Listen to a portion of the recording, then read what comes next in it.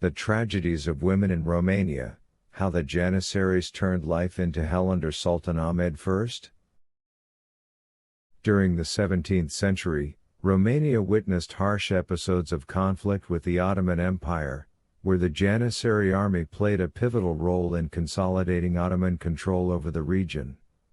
During the reign of Sultan Ahmed I from 1603 to 1617, Romanian women suffered brutal practices, including abduction and assault. The Janissaries imposed their dominance over the land under the leadership of prominent figures such as Grand Vizier Kuyuku Mehmed Pasha and Janissary commander Hussein Aga. In 1603, with Sultan Ahmed I ascending the throne, the Ottomans launched a campaign against Romanian territories.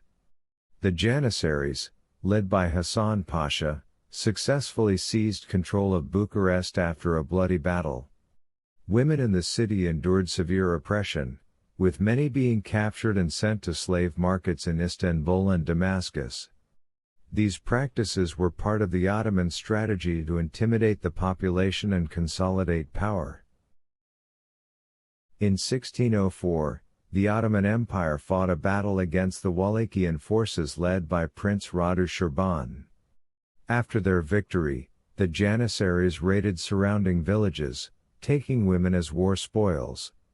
Some sources indicate that Janissary commander Hussein Aga personally supervised the selection of beautiful concubines to be sent to the palaces of the Ottoman elite, while others were subjected to slavery in military camps. In 1605, Ottoman influence expanded in Transylvania, where the Janissaries carried out a massacre against the local population. Women did not escape the brutality of the attack. It is said that the campaign leader, Khoja Mustafa Pasha, ordered hundreds of women and girls to be sent to Istanbul, where they were sold as concubines in the Grand Bazaar. Historical records tell heartbreaking stories of girls torn from their families and transported to an uncertain fate. In 1606, the village of Brasov witnessed a unique women's uprising, where a group of women attacked Janissary camps using stones and primitive weapons in an attempt to defend themselves. However, the Janissary military commander, Yakub Aga, ordered the brutal suppression of the rebellion. Dozens of women were executed in public squares, while others were taken as captives to military camps. Not all Romanian women were subjected to slavery. Some Christian merchants and missionaries worked to smuggle girls to the Austrian Empire through mountains and forests. In 1607, a group led by Father Petronella managed to rescue 30 girls from the slave market in Bucharest. They were secretly transported to Vienna and resettled in monasteries. Women who remained in villages were not only subjected to captivity but also suffered repeated violations by Ottoman military garrisons.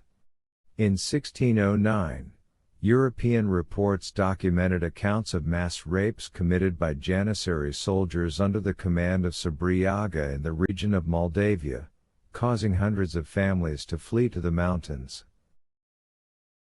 The captives were not limited to peasant women. Noblewomen also suffered the same fate. In 1610, after a Janissary campaign against Wallachia, the daughter of a nobleman, Maria Basarab, was captured and sent to Istanbul as a gift to Grand Vizier Kuyuku Mehmed Pasha.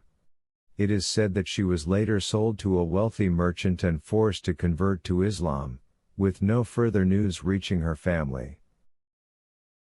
As Ottoman raids continued, Romanian towns and villages turned into war zones, leading to the destruction of homes and displacement of families.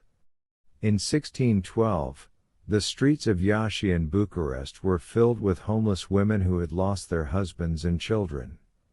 Some sought refuge in churches, while others fell into the hands of slave traders who sold them at low prices in Ottoman markets.